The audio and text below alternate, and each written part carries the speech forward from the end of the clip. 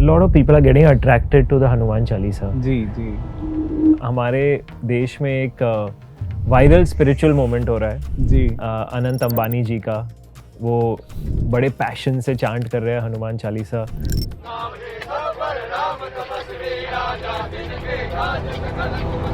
जय हनुमान ज्ञान गुण सागर, जय कपीस तिहु लोक उजागर। राम दूत अतुलित बल धामा, अंजनी पुत्र पवन सुत नामा। कभी भी भगवान के दर्शन के लिए जाते हैं तो एक डिवोटी का आपके सर पे हाथ होना बहुत ही आपके लिए फायदेमंद रहता है। शास्त्रों में हनुमान जी का रेफरेंस सबसे पहले कहाँ पे आता है? वानर जो है वो रामायण में इतना फीचर करते हैं, पर किसी और टेक्स्ट में हमने कभी वानरों के बारे में क्यों नहीं सुना।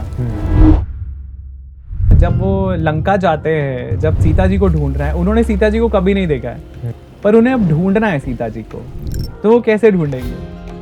पूरा प्रोसेस है उनका। How is there so much love and so much significance for Hanuman ji in India? You know, जो अपना साइज बड़ा कर सकता था, साइज छोटा कर सकता था, जिसका इंटेलेक्ट इतना शार्प है, he knows what to do where, how to approach हुम।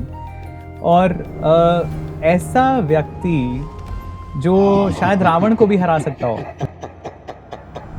Where is the last sighting of Hanuman ji in the last scriptures? Sighting तो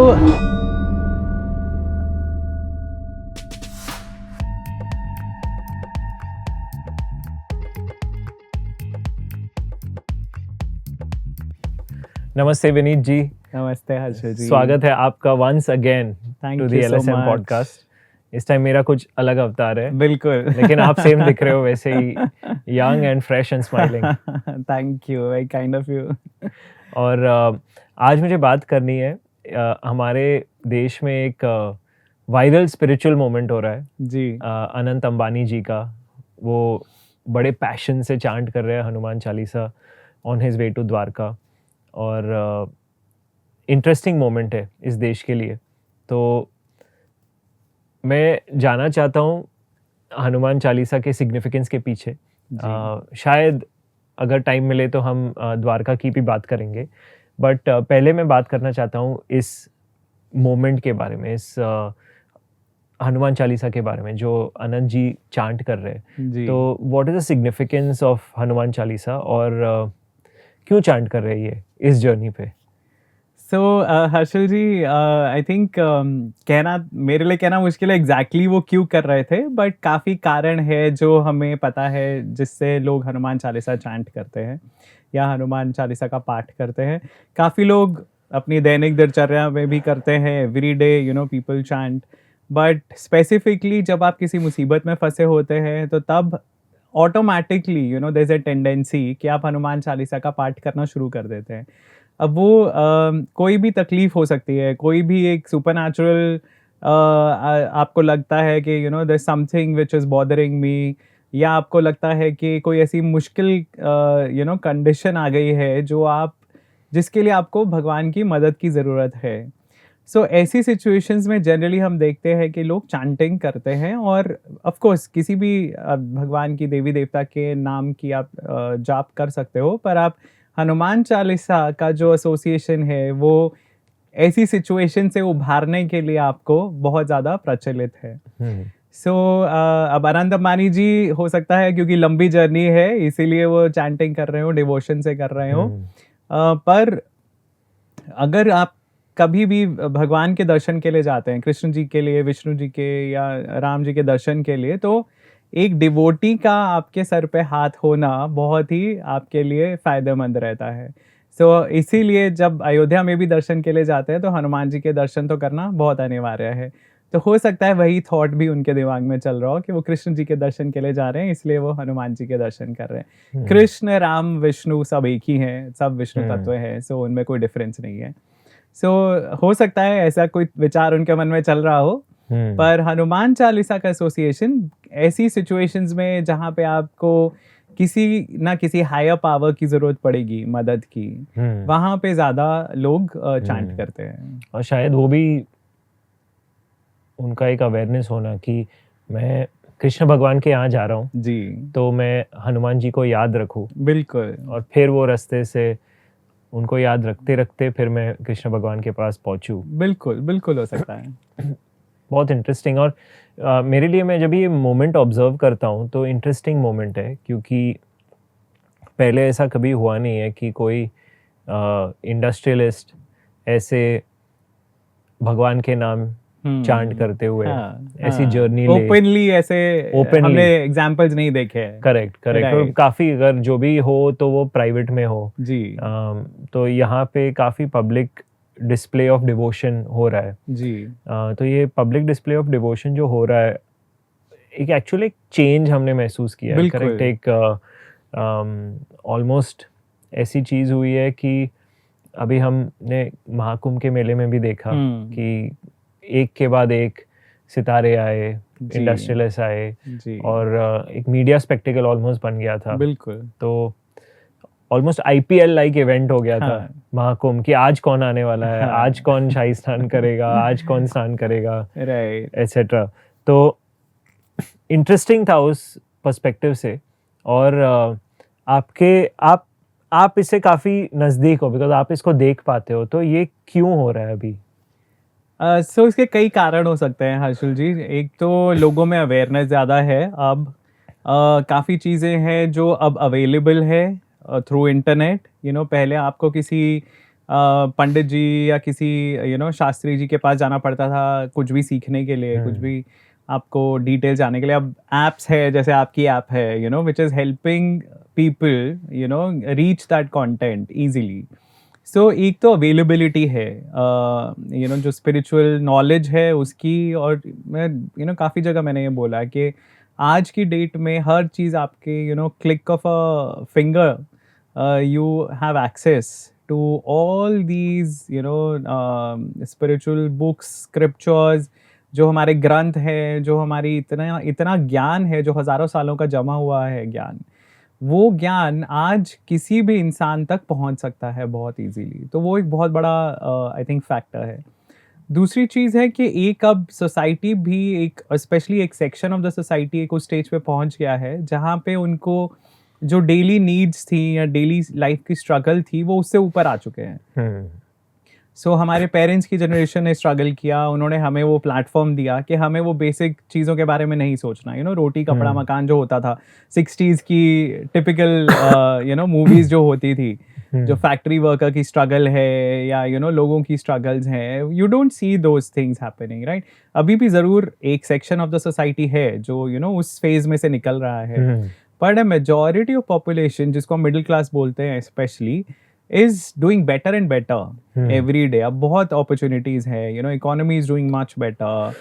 So अलग अलग तरह की jobs available हैं। जैसे पहले गिने चुने professions होते थे, डॉक्टर, इंजीनियर, लॉयर, या कोई बिजनेस फैमिलीज जो थी वो उसमें कंटिन्यू करती रहती थी।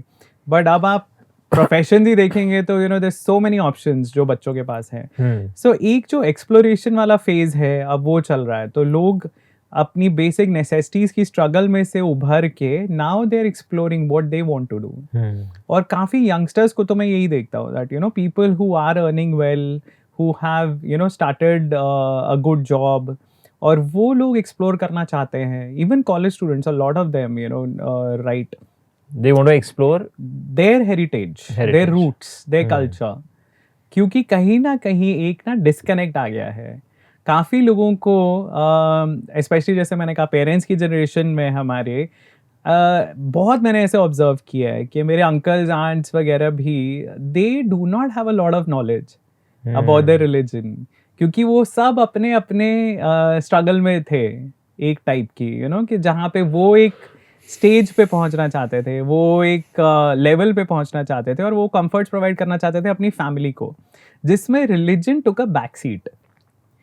तो धर्म के बारे में या धर्म के बारे में जानने के लिए भी ना तो सोर्सेज थे और ना ही कोई इंक्लिनेशन भी था। अब जब वो next stage next level, next generation आ गई है जिसके पास वो सारी सहूलियत है, सो अब वो लोग एक्सप्लोर करना शुरू कर रहे हैं। और अब मैंने काफ़ी ऐसे इंस्टेंसेस देखे हैं जिसमें बच्चे पढ़ के या जान के या सुन के अपने माँ बाप को बता रहे हैं कि ऐसा था, ऐसा हुआ था।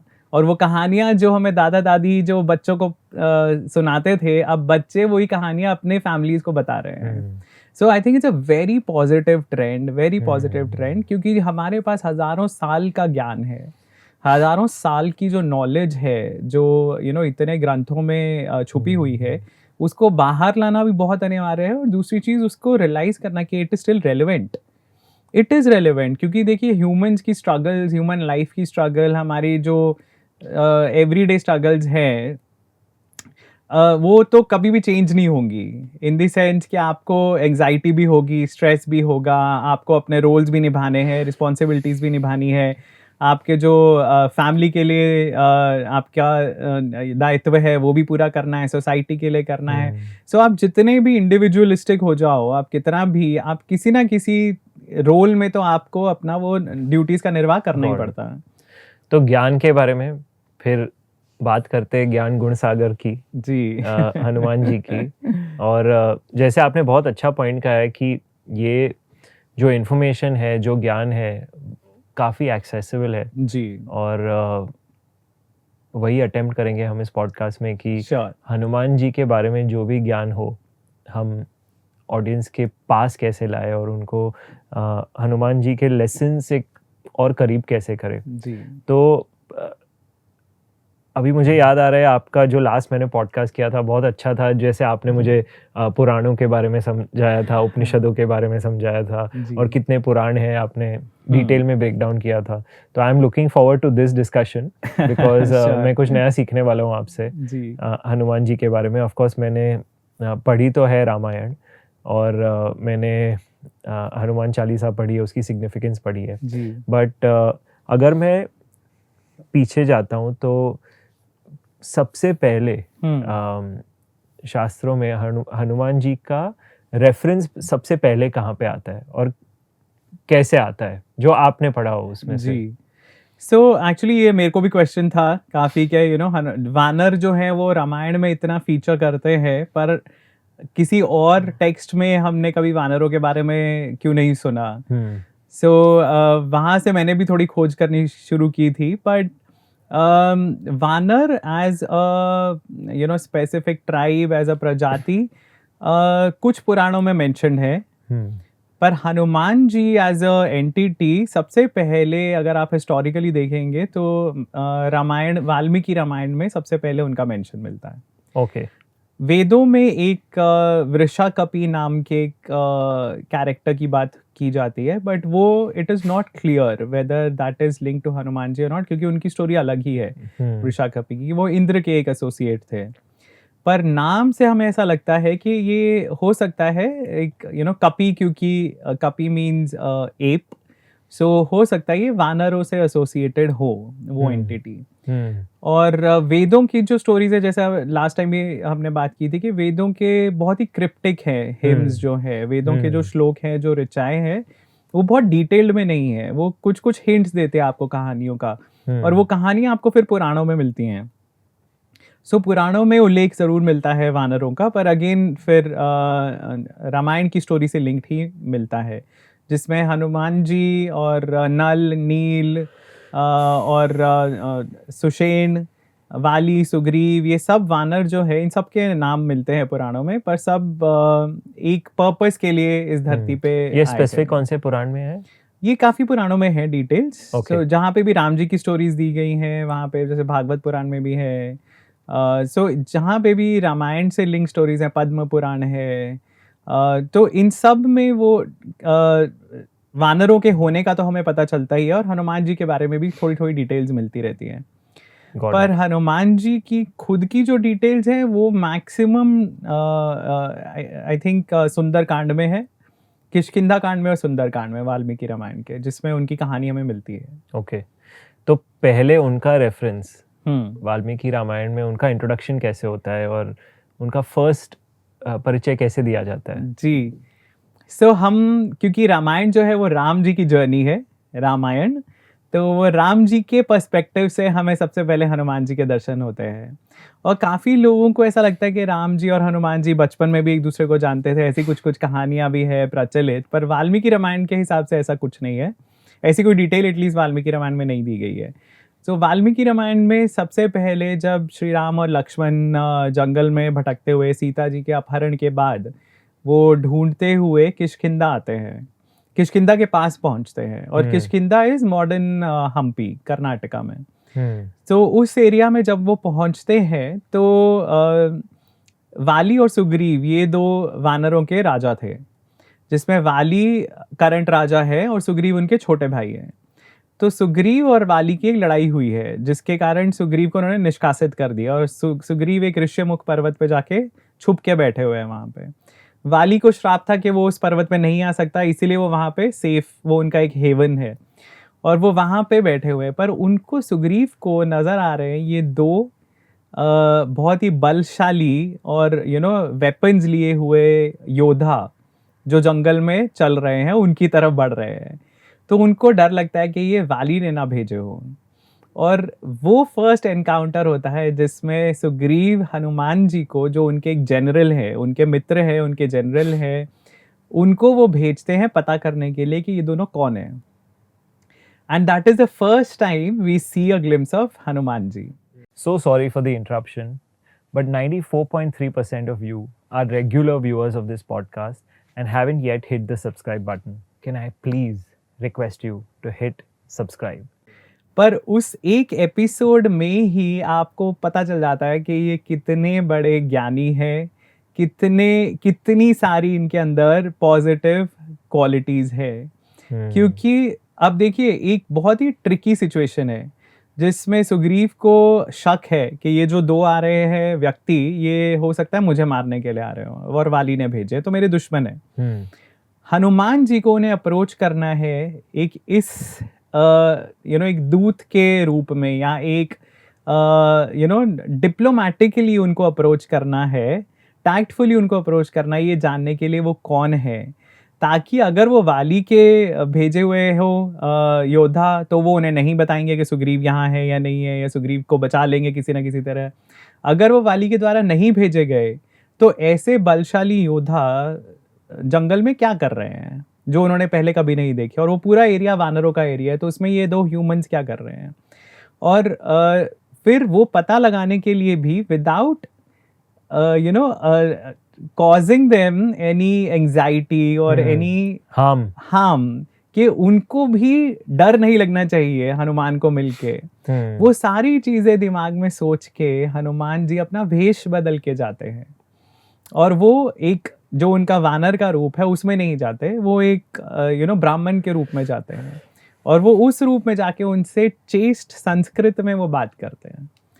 और राम और लक्ष्मण सरप्राइज्ड है कि ये इतनी शुद्ध भाषा में बात करने वाला यहाँ जंगल में कैसे आया कोई, ये तो किसी पंडित लग रहा है, ये कोई शास्त्र विशारद, कोई वेदों का ज्ञाता है ये। और राम और लक्ष्मण भी they take the time to warm up to him. So Hanuman ji उनसे क्वेश्चंस पूछ रहे हैं, बोल रहे हैं, पहले वो उनकी बहुत प्रेज करते हैं कि आप आप दोनों ऐसे लग रहे हो जैसे अश्विनी कुमार यहाँ पहुंच गए हैं, आप दोनों ऐसे लग रहे हो जैसे इंद्र और विष्णु हो साथ में आए हैं, आप बलशाली हो, आपकी बाजुएं इतनी स्ट्रांग है, आपके पास वेपन्स जो है वो बहुत पावरफुल लग रहे हैं, और तो आप लोग यहाँ क्या करने आए हो। They do not respond. अच्छा, बिकॉज उनको अभी तक पता नहीं है कि ये है कौन, तो वो दोनों बस सुन रहे हैं, पर आपस में वो उनकी डिस्कशन होती है। और राम जी जैसे he is the older brother, तो वो लक्ष्मण को बोलते हैं कि लक्ष्मण, ये जो इंसान हमसे वार्तालाप कर रहा है बहुत ही शुद्ध भाषा में कर रहा है, और बहुत ही पोलाइट है, और इन्होंने अभी तक एक भी कोई चीज़ ऐसी नहीं बोली जिससे हमें कोई बुरा लगने वाली कोई चीज़ नहीं बोली है, तो तुम इनसे बात करो और इनसे पूछो कि ये कौन है। सो तब that is when he says all this, तब लक्ष्मण की बात होती है सबसे पहले हनुमान से, और फिर हनुमान बताते हैं कि वो, हनुमान को समझ आ जाता है कि भाई ये खुद से ऐसे आंसर नहीं करेंगे, मुझे I will have to reveal a little bit of the situation. तब वो उन्हें बताते हैं कि मैं सुग्रीव के द्वारा भेजा गया मैसेंजर हूँ, और सुग्रीव का नाम राम और लक्ष्मण ने सुना था, क्योंकि वो जब रास्ते में आ रहे थे तब उन्हें एक राक्षस का वो मारते हैं, कबंध, और वो कबंध मरते मरते वो उनको बोलता है कि आप सुग्रीव को ढूंढिए किष्किंधा में, वो आपकी मदद करेंगे। सो जब उन्हें पता चलता है कि ये सुग्रीव के ही द्वारा भेजा गया दूत है, तो तब वो ओपन अप करते हैं और तब उनकी वार्तालाप होती है। और तब भी हनुमान का वो जिस तरह द एंटायर डिमेनर वो he is very impressed. Ram ji और हनुमान जी का ये पहला एनकाउंटर होता है वाल्मीकि रामायण के हिसाब से, पर उसमें ही जो नींव जो रखनी थी, फाउंडेशन जो रखना था उस रिलेशनशिप का, वो वही हनुमान जी ने डाल दिया। और फिर वो कैसे वो फाउंडेशन डाल दिया उन्होंने वहां पे? क्योंकि वो उन्होंने अप्रोच जिस तरह किया ना, वो ह्यूमिलिटी से किया सबसे पहले। तो उन्होंने ये नहीं बोला कि भाई हमारा एरिया ये, तुम कौन हो, तुम आउटसाइडर्स हो, तुम ट्रेसपासर्स हो। वो ह्यूमिलिटी से गए जानने के लिए कि ये कौन है। So there was an establishment of the way the relationship would work. Yes, and the way it will progress, in the future. और ये बहुत इंटरेस्टिंग है कि जब भी आप कह रहे हो ना, एक है कॉन्टेक्स्ट बाली और सुग्रीव का, जी। दो भाइयों जो लड़ रहे हैं एक साथ, और यहाँ पे है दो भाई जो एक साथ आके बिल्कुल, they are together on this journey. right. So it's so interesting in these in these epics how the stories are actually unfolding. Yes. एक दो भाइयों का सिचुएशन इतना डायमेट्रिकली ऑपोजिट कैसे हो सकता है, और क्या भावना हमें रखनी पड़ेगी अगर हमें साथ रहना है, और क्या भावना हम रख सकते हैं अगर हमें जुड़ना है। बिल्कुल। तो I think that's all, that's just a reflection that I am getting. Yes. तो फिर क्या होता है उसके बारे में? उसके बाद then they are Hanuman ji is meeting with, so Hanuman ji उनको राम और लक्ष्मण दोनों को एक्चुअली अपने कंधों पे बिठा लेते हैं। He is so huge. तो वो अपने वापस नॉर्मल फॉर्म में आते हैं, उनको अपने कंधों पे बिठा के वो ऋषिमुख पर्वत के ऊपर चढ़ जाते हैं जहाँ पे सुग्रीव है। और फिर सुग्रीव के साथ उनकी वार्तालाप होती है और राम जी बताते हैं कि हम ऐसे ऐसे मेरी पत्नी को ढूंढते हुए हैं। और सुग्रीव, हनुमान, नल, नील और आई थिंक तारा, ये 5 लोग ही होते हैं उस पहाड़ के ऊपर जब सीता जी को किडनैप करके रावण लेके जा रहा होता है। और सीता जी उन्हें देखती हैं नीचे, और वो अपने कुछ आभूषण उतार के और अपना एक कपड़ा ऊपर का पार्ट उतार के वो फेंकती हैं, उसमें आभूषण बांध के नीचे फेंकती हैं। तो वो जो आभूषण है वो इन्हीं को मिले होते हैं। और ये सुग्रीव जो है वो उनको आभूषण जब लाके दिखाते हैं, सो आप इमेजिन कीजिए, हम राम जी को हमेशा सोचते हैं बहुत ही strong character and very calm and composed, लेकिन राम जी बिलक बिलक के रोते हैं लिटरली जब वो देखते हैं वो आभूषण सीता जी के, और वो लिटरली बेहोश होके गिर जाते हैं नीचे। फिर जो बाकी ये सब है, ये लोग इकट्ठे होके, वानर भी जो है जो वहां पे है ऋषिमुख पर्वत पे, वो उनको थोड़ा सहारा देते हैं। लक्ष्मण जी उन्हें समझाते हैं, सुग्रीव जी उन्हें समझाते हैं कि आप चिंता मत करो, हम ढूंढ के लाएंगे।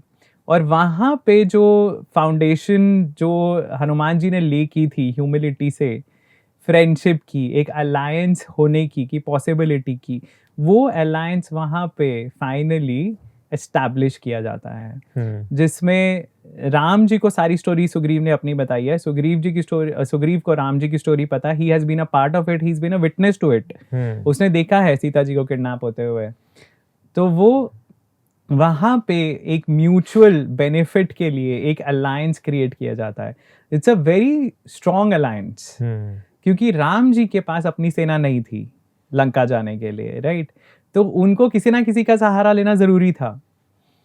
तो वो सहारा कौन देगा? वो वानर देंगे। और वानरों को क्या मिलेगा उसके बदले में? वानरों को जो उनका राइटफुल रूलर है, एयर है टू द थ्रोन, वो मिलेगा एज राजा। So it was a win win situation for both of them. और ये तभी पॉसिबल हुआ क्योंकि हनुमान जी ने उन्हें जिस तरह इंट्रोड्यूस कराया। और हनुमान जी के सजेशंस काफ़ी जगह काम आते हैं।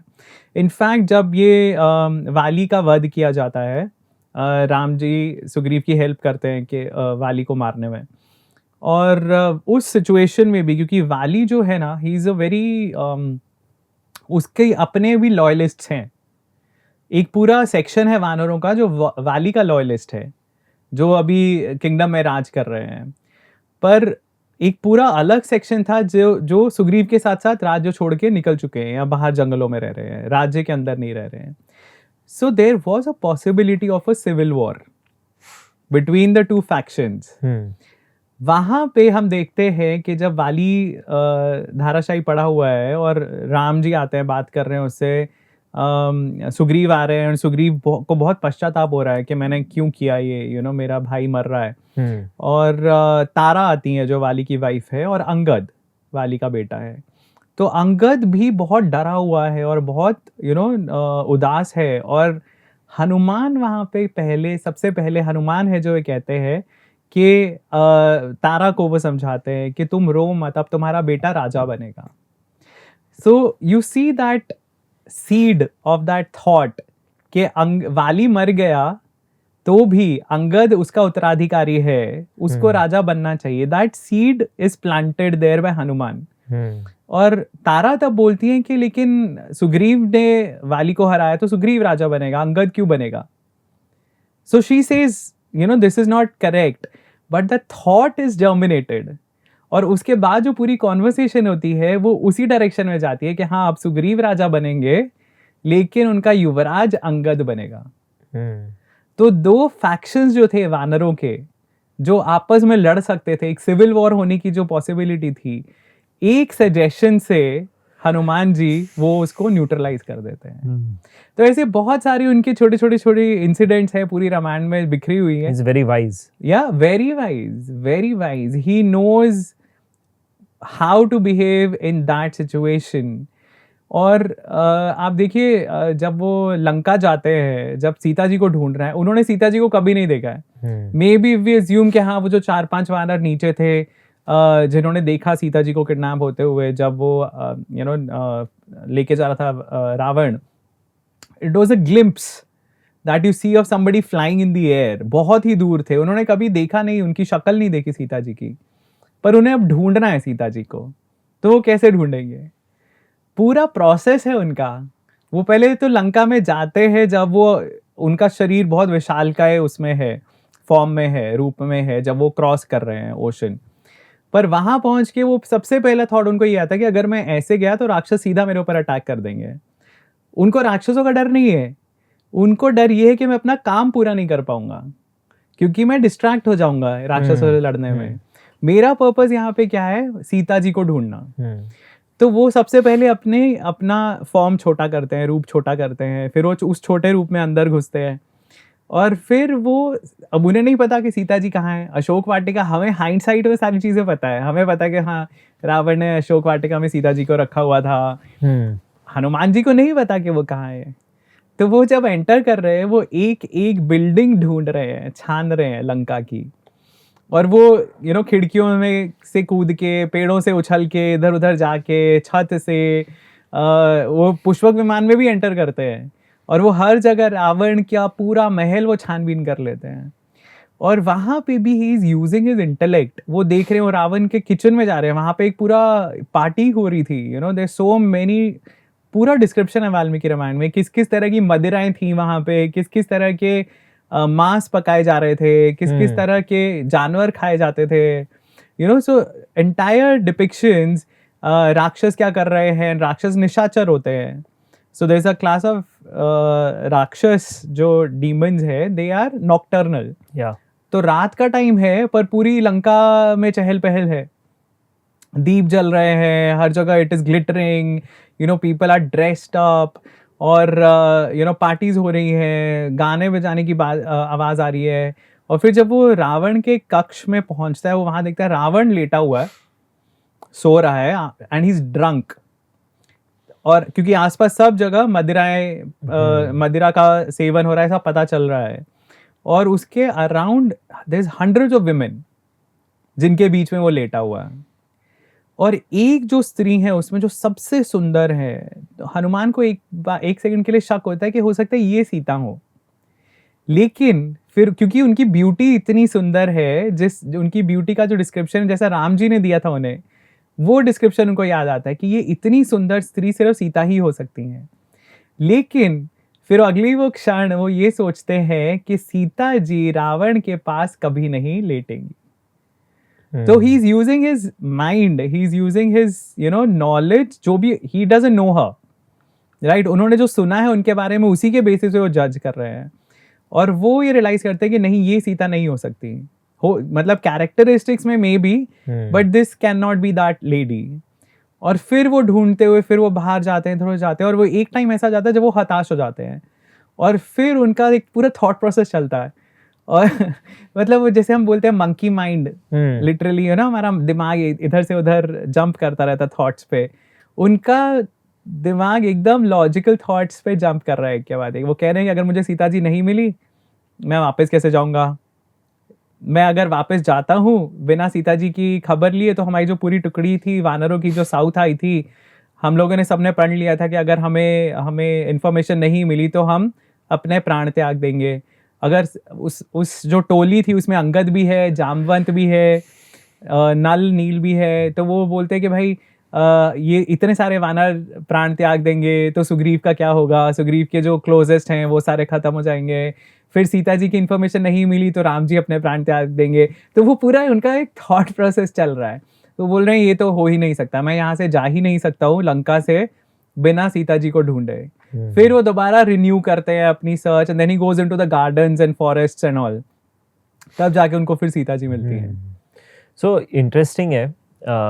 मुझे जो दिमाग में आ रहा है ना कि actually in the Ramayan we find the presence of Hanuman काफी late, Yes, yes. almost would you say midway through, Even later actually. later than midway through. Yeah. So and जैसे आपने कहा कि दूसरे पुराणों में रेफरेंसेस कम है जी। कोई और सिचुएशंस के, जी। तो एक रामायण है जहाँ पे पोस्ट हाफवे मार्क हम इस कैरेक्टर को इंट्रोड्यूस हाँ। हमें इस कैरेक्टर को इंट्रोड्यूस किया जाता है, हाँ। एंड देन ऑफ कोर्स उनका रोल जो है वो काफ़ी पिवटल रोल है Yes. इस पूरी कहानी को स्ट्रीमलाइन करने के लिए और जी। पूरी कहानी को अच्छी तरह से एक आउटकम लाने के लिए। I let you finish on the story, but before that how is there so much love and so much significance for Hanuman ji in India, Right. इस देश में जैसे उनके लिए there's like a overflowing of love. Yes. So with so little, I would say, Written footage about him. हाँ. in the larger footage scheme of ji, things, ji. with so much disproportionate return on that footage, what is the reason for that? So I think Harshal जी, उसका सबसे बड़ा कारण तो हनुमान जी का character है। आप देखिए इतना पावरफुल प्राणी, जो अपना साइज बड़ा कर सकता था, साइज छोटा कर सकता था, जिसका इंटेलेक्ट इतना शार्प है, he knows what to do where, how to approach whom, और ऐसा व्यक्ति जो शायद रावण को भी हरा सकता हो अकेले, still you don't find him misusing his powers ever, except बचपन में। ऑफ कोर्स वो तो बचपना था उनका जब वो शरारतें करते थे ऋषियों से, और पर उसके अलावा ऑफ कोर्स ऋषियों ने भी उन्हें श्राप दिया था कि आप अपनी शक्तियां भूल जाएंगे, और उनको वो शक्तियां याद दिलाई जाती हैं जब सीता जी को ढूंढने जाते हैं, जामवंत उन्हें याद दिलाते हैं। पर उसके बाद भी हमें एक भी ऐसा इंस्टेंस नहीं मिलता जिसमें हनुमान जी ने अपनी पावर्स को मिसयूज किया। I think that's a very big lesson कि पावर, जैसे बोलते हैं power corrupts, here is one character जिसको हम देखते हैं is probably the most powerful. वो शायद राम जी से भी ज्यादा पावरफुल थे the way he did things, क्योंकि राम जी एक मर्यादा में थे, वो एक ह्यूमन बर्थ की अपनी मर्यादा में ही रहते थे। पर हनुमान जी ने वो सारे सुपर नेचुरल चीजें करके दिखाई जो कोई इमेजिन नहीं कर सकता। एक पूरा पहाड़ उठा के ले आना कोई इमेजिन नहीं कर सकता। इतना पावरफुल व्यक्ति, और फिर भी उन्होंने कोशिश नहीं की किसी और के ऊपर अपनी पावर का फायदा उठाने की, जो रावण कर रहा था। रावण को बून मिली कि तुम इंडिस्ट्रक्टिबल हो गए हो, तुम्हें कोई मार नहीं सकता, डिवाइन फॉर्म्स में गंधर्व, राक्षस, दैत्य, ये वो कोई तुम्हें नहीं मार सकता। तो वो immediately he started on a rampage, और उसने पूरे तीनों लोगों को हराया, तीनों लोगों के किंगडम्स को उसने डिस्ट्रॉय किया। उसने इनफैक्ट रावण बहुत बहुत बहुत बूढ़ा था, और वो राम जी के कई जनरेशन्स पहले एक राजा हुए थे, सूर्यवंशी राजा, उसको भी उसने हराया था। तो बहुत ही वृद्ध था रावण इस टाइम तक जब राम जी का जन्म होता है। Still he is misusing his powers, still he is abusing his powers, वो हजारों स्त्रियों का अबडक्शन करके लेके आता था। वो जिस किंगडम पे अटैक करता था वहां से वो स्त्रियां अबडक्ट करके लेके आता था। उसका हैरम पूरा, जो हनुमान जी भी डिस्क्राइब करते हैं, जो वो देखते हैं वहां पे गंधर्वों की, देवों की, नागों की कन्याएं हैं वहां पे मानव हैं, ऑफ कोर्स मानव स्त्रियां हैं, दैत्यों की कन्याएं हैं। तो रावण क्योंकि राक्षस था, जो दूसरे असुर क्लैंस थे उनके ऊपर भी उसने चढ़ावा किया सबसे पहले। दैत्यों दानवों को भी उसने हराया था। तो उसने अलायंसेस बनाए, उसने जो भी किया उसने, लेकिन अपनी पावर को जो पावर का एक नशा होता है ना, वो था उसमें। हनुमान जी में पावर थी पर कोई भी ऐसा नशा नहीं था। That just puts him apart from any other character that you find who's that powerful. और दूसरी चीज जो उनकी, आई थिंक जो लोग बहुत इजीली आइडेंटिफाई कर पाते हैं, वो है डिवोशन। वो सेल्फलेस नेचर जो एक भक्त की होती है, उस मतलब हनुमान जी से ज्यादा बड़ा एग्जाम्पल कोई है ही नहीं, जिसमें वो जो भी कार्य कर रहे हैं वो राम जी के लिए, सीता जी के लिए, सुग्रीव के लिए या वानरों के लिए कर रहे हैं।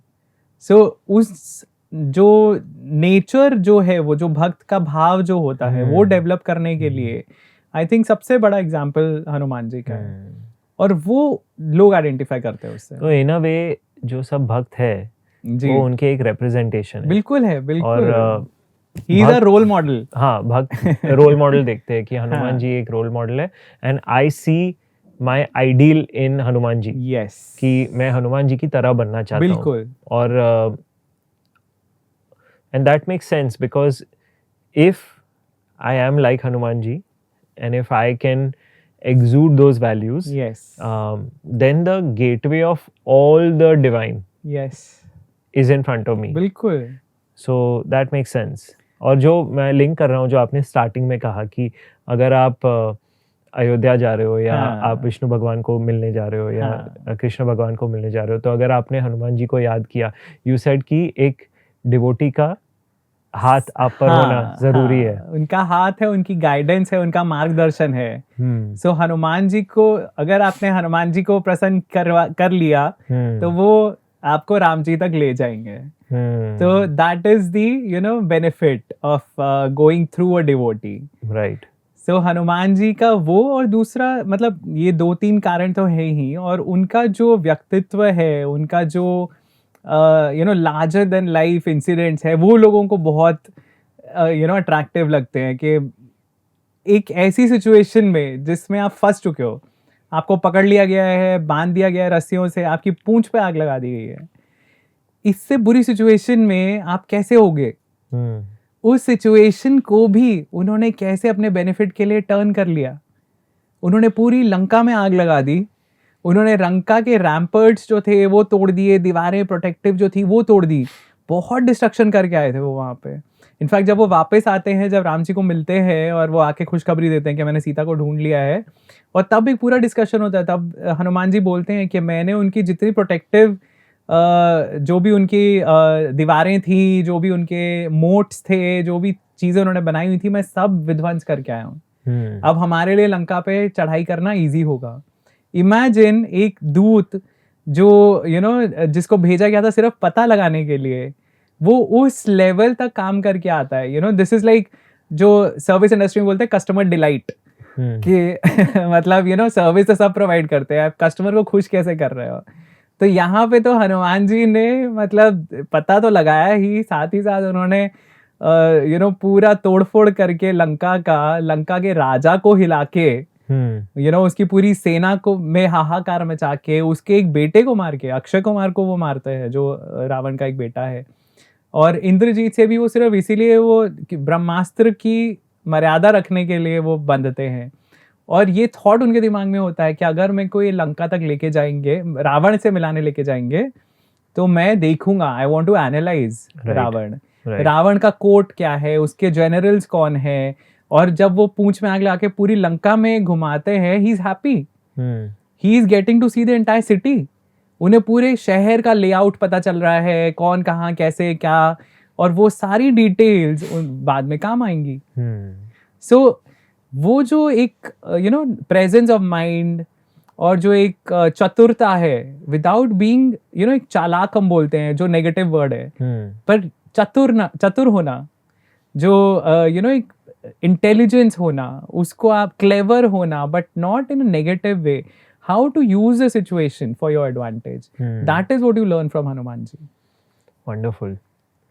And can we go little bit into the Hanuman Chalisa? Or a lot of people are getting attracted to the Hanuman Chalisa. जी. वो सोच रहे कि मैं इस चालीसा को ही मेरी प्राइमरी साधना रखूं, जैसे आप हो. ये आपकी प्राइमरी साधना है. कितने सालों से है ये आपकी प्राइमरी साधना? बहुत साल हो गए. तो आप कैसे अट्रैक्ट हुए हनुमान चालीसा को? आई थिंक मेरे लिए हमारे परिवार में ज़्यादातर विष्णु जी की उपासना होती थी, और क्योंकि मैं पंजाब से हूँ तो बेसिकली हमारा नवरात्रि में बहुत देवी साधना बहुत होती है. सो काफ़ी लोगों को पता नहीं है, नॉर्थ में Navratri is a very sacred time. लोगों को दुर्गा पूजा का पता है बंगाल में, या गरबा डांडिया पता है गुजरात में, पर काफ़ी स्टेट्स में नॉर्थ के बहुत ही ज़्यादा मान्यता है शक्ति पूजा की. और मुझे ये याद है कि बचपन में मैंने एक फोटो देखी थी देवी की, जिसमें हनुमान जी उनके आगे आगे चल रहे होते हैं. और वो शायद उस कहानी से लिंक्ड है जो वैष्णो देवी की कहानी है. पर वो जो स्टोरी है, शुरू से मेरे को ऐसा लगता था कि माता का कनेक्शन है हनुमान जी के साथ. और हनुमान जी क्योंकि हमारे विष्णु जी की बहुत उपासना होती, तो कृष्ण जी, राम जी, उन सबसे रिलेटेड थे. और एक मैंने और कहानी बचपन में पढ़ी थी अमर चित्र कथा में, जिसमें हनुमान जी और अर्जुन, उनके बीच में एक कॉम्पिटिशन हो जाता है एक बार. अच्छा. ये रामायण में नहीं है, वाल्मीकि रामायण में नहीं है कहानी, I am not sure exactly कहाँ पे है, बट ये एक डिटेल मिलती है कि जब अर्जुन वनवास में होते हैं, तब वो घूमते घूमते रामेश्वरम तक पहुंच जाते हैं. और वहाँ पे उनको हनुमान जी जो हैं वो एक रूप बदल के वहाँ बैठे हुए हैं, और वो उनसे बात करते हैं कि अरे राम जी ने ऐसा क्या काम कर दिया था, ये तो पुल तो मैं भी बना सकता हूँ. वो अर्जुन अपने घमंड में कह रहा है कि मैं अपने बाणों से पुल बना दूंगा. तो हनुमान जी उसको बोलते हैं कि बहुत मुश्किल काम था वो पुल बनाना. ऐसे इतने भारी भरकम वानर, जो पहाड़ जितने ऊंचे ऊंचे वानर हैं, उनके चलने लायक पुल होना चाहिए. ऐसा नहीं कि आपने पुल बना दिया और उस पर आप पाँव रखो और डूब गए, राइट. तो it was a very strong structure. तो चलो तुम बना के दिखाओ अपने बाणों का पुल. और उस कहानी में अर्जुन, क्योंकि वो he is very proud of his archery skills, कि मैं बहुत अच्छा धनुर्धर हूँ, और वो अपने बाणों से एक पुल बना देता है समंदर पे. और हनुमान जी कहते हैं ठीक है, मैं इसको टेस्ट करूँगा. वो उस पर पाँव रखते हैं, पूरा पुल टूट जाता है. तो वो बोलते हैं यार ये कैसा पुल बनाया है. तो फिर वो और कोशिश करता है अर्जुन, और टाइटली उनको एरोज को छोड़ रहा है. वैसे वो स्ट्रक्चर अपने हिसाब से बना के पूरा वो करने की कोशिश करता है, पर हर बार वो पुल टूट जाता है. तो हनुमान जी उसको दिखाने की कोशिश कर रहे हैं कि ये जो पुल जो बना था ना, वो डिवोशन से बना था.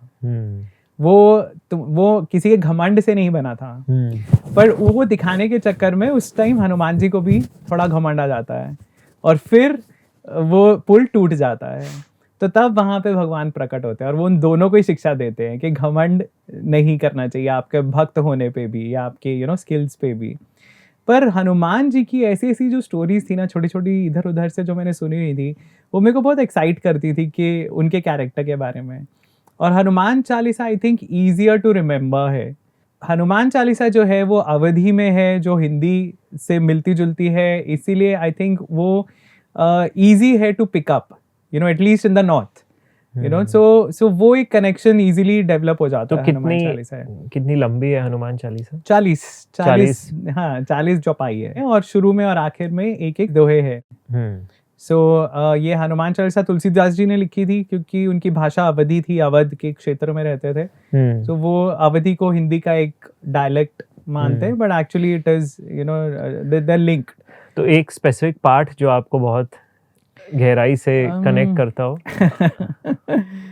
मुझे तो पूरी हनुमान चालीसा ही बहुत पसंद है, बट उनके जो डिटेल्स, जैसे उनके जो एक्शंस हैं, जैसे मैं पहले बता रहा था जो लंका में उन्होंने काम किए। अगर आप वो पार्ट को नरेट करें एक बार और फिर उसमें जाए हम। ओके, ऐसे बीच में से पिक करना मुश्किल होगा।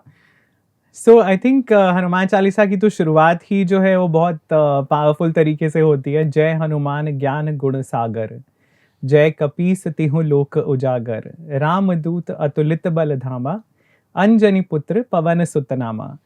जो मेन कैरेक्टर्स जो उनके हैं, हनुमान जी से रिलेटेड जो मेन चीजें हैं, वो सब इन 2 लाइनों में सब कैप्चर हो जाती है कि वो राम जी के दूत हैं, अंजनी के पुत्र हैं, पवन देव के बेटे हैं, और ज्ञान के सागर हैं, ज्ञान और गुण के सागर हैं। सो जो भी इंस्टेंसेस जो हम बात कर रहे थे पहले, जिसमें हमें उनका पता चलता है, उनकी उनके मेधावी होने का पता चलता है, उनकी इंटेलेक्ट का पता चलता है, उनकी पावर के बारे में हमें पता चलता है, वो सारी चीजें 2 लाइनों में ही जैसे कैप्चर हो जाती हैं। अष्ट सिद्धि नव निधि के दाता, असवर दीन जानकी माता।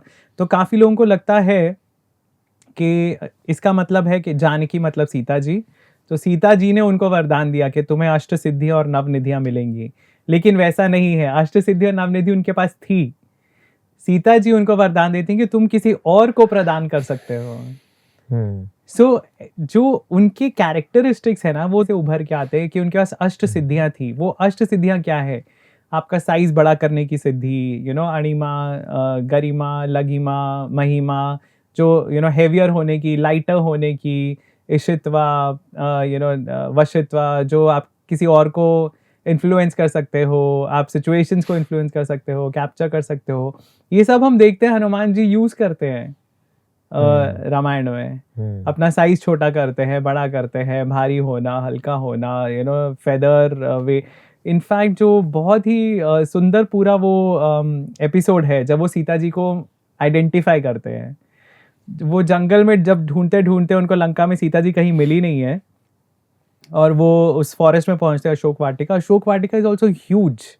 वो एक कोई छोटा सा गार्डन नहीं है, बहुत बड़ा गार्डन है। पूरा मार्बल के फ्लोरिंग है, अलग अलग तरह के पेड़ लगे हुए हैं, एक मंदिर है वहाँ पे छोटा सा, और वहाँ उस मंदिर के पास उनको सीता जी दिखती हैं। एंड वो आइडेंटिफाई कैसे करते हैं कि जो रूप और गुण जो बताए हैं राम जी ने, उससे तो मुझे यही सीता लग रही है। और उनके चारों तरफ राक्षसियों का पहरा है, और शीज उनके जो कपड़े हैं वो गंदे हुए हैं, क्योंकि जिस तरह उनको कैप्चर करके लाया गया था वो वैसे ही उसी सिचुएशन में है, और उनके आंसू बह रहे हैं आंखों से। तो वो उनकी सिचुएशन को देख के ही एनालाइजेस कि यही सीता हो सकती हैं। और वहां पे सीता को लेकिन अप्रोच कैसे करें? Sita does not know Hanuman. Hanuman ji Ram के दूत हैं, लेकिन सीता जो चारों तरफ से राक्षसों से, राक्षसियों से घिरी हुई हैं, वो क्यों विश्वास करेंगी हनुमान पे? हाइंडसाइड में हमें सब चीजें बहुत सिंपल लगती हैं कि हाँ, सीता जी को तो पहचानना चाहिए था हनुमान जी को, बट क्यों? सीता जी को थोड़ी पता क्या हो रहा है। हनुमान जी उनको बताएंगे कि क्या क्या इंसिडेंट्स हुए हैं राम जी की लाइफ में आपके जाने के बाद। तो वो कैसे अप्रोच करते हैं उनको? वो अलग अलग पेड़ों के ऊपर कूद के इधर उधर देख रहे हैं, कहाँ से मैं जाऊँ, क्या करूँ, कैसे करूँ। एक ऐसी सिचुएशन जब राक्षसियाँ चली जाती हैं वहाँ से, सीता जी अकेली हैं। और ये पता है काफ़ी लोगों को पता नहीं है, Sita ji she was so उस दिन एक्चुअली सुबह सुबह रावण आता है, और रावण वो जिसको रावण को पहले देखा था हनुमान जी ने लेटे हुए अपने शयन कक्ष में, तो वो ऐसे ही सुबह सुबह जब कुछ लोग हैं जो संध्या के लिए उठते हैं, ब्रह्म मुहूर्त में मंत्र उच्चारण हो रहा है, तो रावण की नींद खुलती है। तो वो वैसे ही नशे में उठ के आता है, अपनी जो उसकी जो कोठरी है पूरी, जो उसकी साथ जो लेडीज चलती हैं वो सारी उसके साथ साथ साथ साथ आ रही हैं। किसी ने लैंप पकड़ा हुआ है, किसी ने कुछ पकड़ा हुआ है, क्योंकि अभी स्टिल अंधेरा है, अर्ली मॉर्निंग, डॉन का टाइम है। और वो आता है वहां पे सीता को मिलने, और वो सीता जी को धमकाता है कि तुम्हारे पास अब सिर्फ 2 महीने रह गए हैं, because it's been a year. तो 1 साल का उसने टाइम दिया होता है सीता जी को, और वो बोलता तुम्हारे पास 2 महीने हैं, अदरवाइज अगर तुम नहीं मानोगी, तुम खुद से मेरे पास नहीं आती हो अगर, तो फिर तुम्हें काट के भोजन में सर्व कर दिया जाएगा, क्योंकि राक्षस जो है वो नरभक्षी थे, वो ह्यूमंस को खाते थे राक्षस। और उनकी जो राक्षसियां हैं, जो पहरेदार हैं, वो भी वहां पे वो ऐसे ही धमकाती हैं सीता जी को कि हम तुझे खा देंगी। मतलब imagine the terror that she is living in, कि एक तो वो पकड़ के कोई ले आया, उनको ये नहीं पता कि उनके पति कहाँ है, कोई उन्हें बचाने आ रहा है नहीं आ रहा है, और every day she is facing this torture. So imagine उनकी मनोदशा क्या होगी।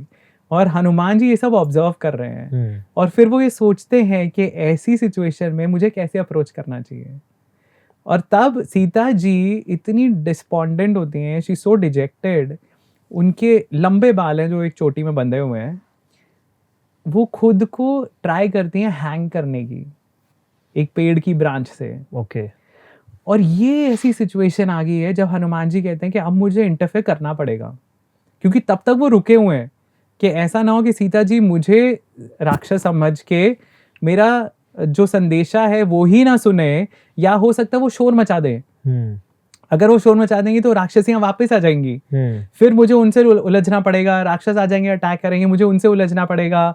हो सकता है कि मैं उन्हें हरा दूं, हो सकता है वो मुझे पकड़ के ले जाएं, लेकिन फिर मैं सीता तक संदेशा कैसे पहुंचाऊंगा राम का। ये सारे उनके दिमाग में थॉट्स चल रहे हैं। he is still hesitating, but when he sees that she is trying to do something to kill herself, that is when he says कि बॉस अब मुझे मिलना ही पड़ेगा इनको। तो भी वो अपना दिमाग लगाते हैं और वो राम जी का गुणगान करना शुरू करते हैं। पेड़ के ऊपर ही बैठे बैठे वो राम जी का गुणगान करना शुरू करते हैं, और जब वो सीता को सुनाई देता है तब वो थोड़ा काम डाउन होती हैं। बाद में फिर वो आके नीचे उतर के सीता जी को मिलते हैं। जब वो मिलते हैं तब भी सीता जी डर जाती हैं, और सीता जी को वो बोलते भी हैं कि मुझे राम जी ने भेजा है और ये वो। जब वो थोड़ा सा पास आने की कोशिश करते हैं, सीता जी फिर डर जाती हैं, और वो फिर एकदम शट डाउन होके बैठ जाती हैं अपने शेल में। फिर हनुमान जी कैसे उनको यकीन दिलाते हैं कि नहीं, आप मुझ पर विश्वास करो। It's a very beautiful episode where you see the psychology of a victim. How do you tackle a person who is in that situation. और वो हनुमान जी के पास क्या एक्सपीरियंस है? He is not a psychologist, is not a psychiatrist, right? Is not a counsellor. पर वो common sense use कर रहे हैं कि जो उन्हें दिख रहा है वहां पे, उसके हिसाब से मुझे कैसे अप्रोच करना चाहिए जिससे मेरा पर्पस भी पूरा सॉल्व हो, मेरा जो उद्देश्य है वो पूरा हो, सीता जी तक राम जी की खबर पहुंचाना. और फिर जब सीता जी मान जाती हैं, उनके ऊपर भरोसा करती हैं, फिर वो उनको रिंग दिखाते हैं राम जी की. और फिर वो ये भी ऑफर करते हैं कि मैं ही आपको ले जाता हूँ, कि आप मेरी पीठ पे बैठ जाओ, मैं आपको ले जाऊंगा. मैं 100 योजन कूद के आया हूँ, मैं इजीली आपको ले जा सकता हूँ. और सीता जी पहले डर जाती हैं क्योंकि हनुमान जी ने छोटा फॉर्म किया हुआ था. तो वो कहती हैं कि तुम इतने छोटे से हो, मुझे कैसे लेके जाओगे? तब वो अपना साइज बड़ा करके उनको दिखाते हैं कि ये है मेरी power. So a person who so powerful but he is not showing off. जब तक जरूरत नहीं है वो शो ऑफ नहीं कर रहे हैं कि अरे मैं आपको ले जाऊंगा, क्या है, the way people overdo sometimes. And फिर सीता जी के दिमाग में भी काफी सारे थॉट्स आते हैं, और वो बोलती हैं पहली चीज तो दैट मैं किसी और पुरुष को नहीं छूंगी. रावण ने मुझे जबरदस्ती उठाया, किडनैप किया, but I don't want to touch another person. Secondly, अगर मैं तुम्हारे पीठ पे बैठ के जाती भी हूँ, राक्षसों को तो पता चलेगा ही, वो अटैक करेंगे. तो तुम राक्षसों से लड़ोगे, खुद को बचाओगे या मुझे बचाओगे? और हो सकता है इस सिचुएशन में I also can fall down into the sea. Very logical जो उनके दिमाग में चल रहा है. और फिर वो बोलते हैं कि नहीं, राम को ही आके यहाँ पे मुझे बचाना है, क्योंकि रावण को भी सबक सिखाना है. सो हनुमान जी तब ये बोलते हैं कि सिर्फ जो मेरा स्नेह है राम जी के लिए, जो मेरा प्यार है, उसमें आवेग में आके मैंने ये सजेशन दे दिया. अदरवाइज मुझे भी पता है कि प्रभु को आना पड़ेगा यहाँ पे. और वो उनको पूरा कॉन्फिडेंस दिलाते हैं कि आप बिल्कुल घबराओ मत, मेरे जैसे बहुत वानर हैं जो सागर लांग के आ सकते हैं. क्योंकि सीता जी के मन में ये भी डाउट है कि पहुंचेंगे कैसे लंका तक, तुम तो आ गए हो, पूरी सेना कैसे पहुंचेगी? तो वो बोलते हैं हमारे बहुत ऐसे बड़े बड़े वानर हैं, हम लांग के आ जाएंगे, हम कोई रास्ता ढूंढ लेंगे, हम नाव से आ जाएंगे, हम कुछ भी करेंगे. तो he is giving her that confidence it is so beautiful the entire episode, जिसमें राम मतलब पूरा राम जी का काम है, हनुमान का खुद का काम नहीं है, but he is being so patient. हम अपना काम करने के लिए इतने इम्पेशेंट हो जाते हैं कभी कभी, पर ये किसी और का काम बखूबी हो जाए उसके लिए he is taking so much efforts. And how is the story of Hanuman ji ending in ये जो आपने एक्सप्लेन किया है कि जी। जो लंका आते हैं, बाली सुग्रीव की स्टोरी वो काफी फोकलोर में सुनाई दी गई है। हाँ, where is the last sighting of Hanuman ji in the last sighting तो हाँ स्क्रिप्चर्स में I can say that Bhagavata Purana में मेंशन है कि वो किम पुरुष वर्ष में रहते हैं, और किम पुरुष वर्ष को अगर आप प्लॉट करेंगे जो पुराणिक ज्योग्राफी है उसके हिसाब से इट इज बियॉन्ड हिमालय।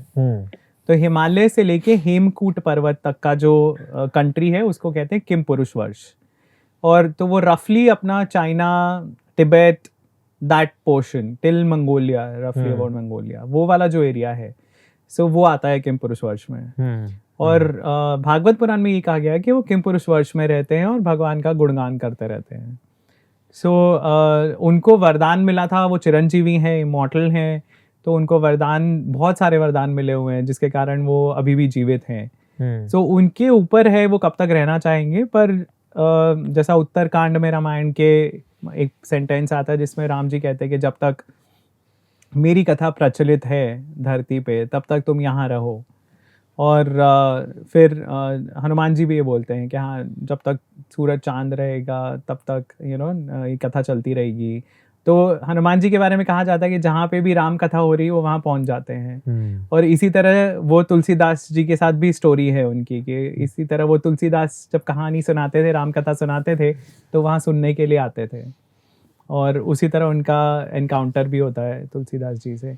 सो उनके बारे में ऐसे कुछ इंस्टेंसेस मिलते हैं, किंवदंतियाँ मिलती हैं, एनेक्डोट्स मिलते हैं। और अभी हनुमान जयंती, हम एपिसोड रिलीज करेंगे हनुमान जयंती के बस थोड़े दिन पहले, तो हनुमान जयंती के दिन पे आप क्या रेकमेंड करेंगे कि एक साधक को, एक डिवोटी ऑफ लॉर्ड हनुमान को, उन्हें क्या करना चाहिए वो दिन पे?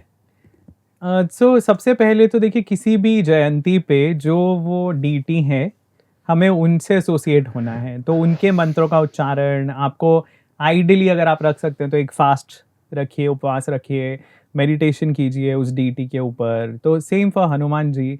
और हनुमान जी तो जैसे मैंने शुरू में भी कहा कि सारे कष्टों से वो कष्टों का निवारण करते हैं। तो पुराण में, नारद पुराण में भी काफ़ी मंत्र दिए गए हैं हनुमान जी के, डिटेल्स दी गई है उनकी साधना की।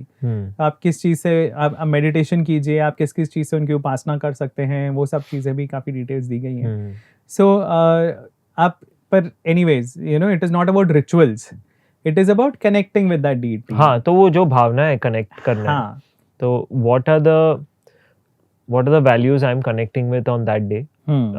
Like you said, एक हम मेडिटेशन कर सकते हैं जी, हनुमान चालीसा की पाठ पढ़ सकते हैं, बिल्कुल, फास्ट रख सकते हैं, हाँ। और ये सब करते करते एक भाव और विचार क्या रखना चाहिए? सो हनुमान जी जैसा अगर हमें बनना है, हनुमान जी के लिए जो विचार हैं, 2-3 चीज़ें हैं, जैसे नारद पुराण में भी जो चीज़ें मेंशन हैं, उसमें एक मतलब मुझे काफ़ी अच्छा पॉइंट लगता है कि वो जो आपका अटैचमेंट है वो अटैचमेंट को काटते हैं। सो जो आपका काम है, जो अटैचमेंट है, डिजायर है, लस्ट है, उसको कम करने में मदद करते हैं हनुमान जी, क्योंकि वो खुद भी वो ब्रह्मचारी थे, राइट? सो उनकी जो उपासना की जाती है ब्रह्मचर्य के लिए भी की जाती है, कि जो मैं फंसा हुआ हूँ इन सब चीज़ों में, काम, मद, मोह, इन सब चीज़ों में फंसा हुआ हूँ, वो मुझसे दूर कीजिए। तो वो भी एक भाव से आप उपासना कर सकते हैं। अदरवाइज डिवोशन लाना भगवान के लिए, स्ट्रेंथ लाना भगवान के लिए, इनफैक्ट अगेन जैसे हनुमान चालीसा में भी कहते हैं कि जो शतबार पाठ कर कोई, छूटे ही बंदी महासुख होई। सो अगर आप किसी सिचुएशन में फंसे हुए हो, बंदी का मतलब ज़रूरी नहीं कि आप एक जेल में ही बंद हो, कारावास में ही बंद हो, पर आप फंसे हुए हो किसी सिचुएशन में, तो उस सिचुएशन से आपको निकालने के लिए हनुमान जी मदद करते हैं। तो आपका पर्पस क्या है, आप क्या अचीव करना चाहते हो, उस हिसाब से आप उनकी उपासना कर सकते हो। और मंत्र थोड़े अलग अलग है उसमें दिए गए, अलग अलग पर्पसेस के लिए, पर जैसे हनुमान चालीसा हम करते हैं तो that is simple and it is comprehensive, तो वो हर चीज इंक्लूड करती है हनुमान जी के बारे में। वंडरफुल। जो तो हमने जहाँ से शुरू किया था हम वहाँ पे ही वापस आते हैं जी। अनंत अंबानी जी के पास वापस आते हैं। और हमने हनुमान चालीसा के बारे में तो बात की, लेकिन थोड़ी बात करते हैं द्वारका के बारे में। श्योर। जहाँ पे वो जा रहे हैं अभी जी। तो क्या है ये द्वारका, और कहानी तो काफ़ी लंबी है मुझे पता है। हाँ। तो अगर शॉर्ट में ऑडियंस को समझा पाए कि द्वारका का सिग्निफिकेंस, और हाँ बस आई थिंक वहाँ पे हम एंड करते हैं कि क्योंकि एक स्पॉटलाइट आ गई है द्वारका पे, तो द्वारका का हिस्टोरिकल सिग्निफिकेंस क्या था जी। और आज जो द्वारकाधीश मंदिर है वो कैसे बना, और डिवोटीज वहाँ पे क्यों जाते हैं और कौन से भाव से जाते हैं। सो कृष्ण जी से रिलेटेड, विष्णु जी से रिलेटेड, जैसे चार धाम हैं जो काफ़ी पॉपुलर है, उनमें से एक द्वारका जी हैं। सो द्वारका में आप देखिए कृष्ण जी की जब हम कहानी देखते हैं तो उसमें मथुरा में जब तक वो थे, एक बचपना था, एक अल्हड़पन जिसको कहते हैं वो था, नटखट थे, बांसुरी बजाते थे, कोई रिस्पॉन्सिबिलिटीज नहीं थी। द्वारका में आते ही वो एक राजा की तरह बन गए, जहाँ पे उनके ऊपर एक पूरी प्रजा की रिस्पॉन्सिबिलिटी आ गई। हालांकि वो राजा बन के नहीं बैठे थे, पर एक गवर्नेंस की रिस्पॉन्सिबिलिटी थी उनके ऊपर। और द्वारका वाली जो कृष्ण जी हैं वो मथुरा वाले कृष्ण जी से एकदम अलग लगते हैं। So he is more serious, he is more into statecraft, diplomacy. अब जो सिचुएशन है उनके अराउंड, उसको कैसे टैकल करना है। कौरवों का अत्याचार हो रहा है, पांडवों पे अत्याचार हो रहा है, बाकी क्या चल रहा है, नरकासुर है कामरूप में जिसने 16,100 स्त्रियां अबडक्ट कर ली हैं। वो ऐसे ऐसे विलेंस को, जरासंध है जिसने इतनी बार अटैक किए हैं, तो ऐसे ऐसे विलेंस हैं सोसाइटी में। 24,000 राजाओं को कैद किया था उन्होंने। बिल्कुल। तो कैसे अब इन सबको छुटकारा दिलाना है, वो उस लेवल पे आ गए हैं हम, वो कि अब मेरा जो पर्पस है लाइफ का वो मुझे पूरे करना है। वो ऑफ कोर्स पहले भी कर रहे थे, पहले भी राक्षसों को मार रहे थे जो उनके ऊपर अटैक कर रहे थे, but now he is become active. तो द्वारका की सबसे बड़ी इंपॉर्टेंस ये कि ये स्थान है जो भगवान ने खुद के लिए चूज किया। मथुरा में तो वो, मथुरा वृंदावन में तो वो रहे, बट उनकी अपनी कोई चॉइस नहीं थी वहाँ रहने की, राइट? क्योंकि वो कारावास में पैदा हुए, उनको एक्सचेंज किया गया, फिर वहाँ पे जब बहुत अटैक होने लगे तब वो वृंदावन शिफ्ट हो गए। सो यहाँ द्वारका जो है ये एक स्पेशल भूमि थी जो उन्होंने वरुण देव से ली। So it was a submerged land. यहाँ पे द्वारका के पहले एक और किंगडम होता था, कुशस्थली बोलते थे उसको, जो कि डूब चुका था। अच्छा। उसको रिक्लेम किया कृष्ण जी ने, और उस एरिया पे, रिक्लेम्ड एरिया में, तो आप ये देखिए कि द्वारका की जो सिग्निफिकेंस है ये है कि वो भगवान की ही धरती है। भगवान ने अपने लिए वो धरती समुद्र में से ली वापस, इसीलिए भगवान के जाते ही वो दोबारा डूब गया। और वो पूरी महाभारत में डिटेल्स मिलती है कि अर्जुन के सामने आंखों के सामने इट्स लिटरली अ सुनामी, जो ऊंचे ऊंची लहरें आती हैं और वो पूरी द्वारका नगरी डूब जाती है, सब भवनों समेत सब कुछ। सो अभी जो द्वारका है ये थोड़ा अलग लोकेशन पे है, क्योंकि जो ओरिजिनल द्वारका थी वो तो सबमर्ज्ड है, वो पानी के नीचे उसके अवशेष मिले हैं। बट बेट द्वारका जो है वहाँ उसके आसपास ये अवशेष मिले हैं, तो that was the original Dwarka. जो अभी द्वारका का मंदिर है वैसा माना जाता है कि कृष्ण जी के ग्रैंडसन ने बनवाया था, ग्रेट ग्रैंडसन ने एक्चुअली, तो वज्रनाभ उसका नाम था, उसने बनवाया था। और ये ओरिजिनल मूर्ति ऐसा माना जाता है कि ये उसी टाइम की है। ऑफ कोर्स मंदिर बाद में रिकंस्ट्रक्ट किया गया होगा, जैसे हमें पता है इतने इन्वेजन्स और अटैक्स के बाद कितने मंदिर दोबारा उनका जीर्णोद्धार किया गया है, पर जो मूर्ति है ऐसा माना जाता है कि वो उस टाइम की है। एक और कहानी उस बारे में आती है कि जो द्वारका में कृष्ण जी की मूर्ति थी ओरिजिनली, वो वायु और बृहस्पति वो ले जाते हैं ओरिजिनल मूर्ति और वो साउथ में एस्टैब्लिश करते हैं केरला में। तो वो जो मंदिर है वो भी बहुत पॉपुलर मंदिर है केरला में, जिसको कहते हैं गुरुवायूर।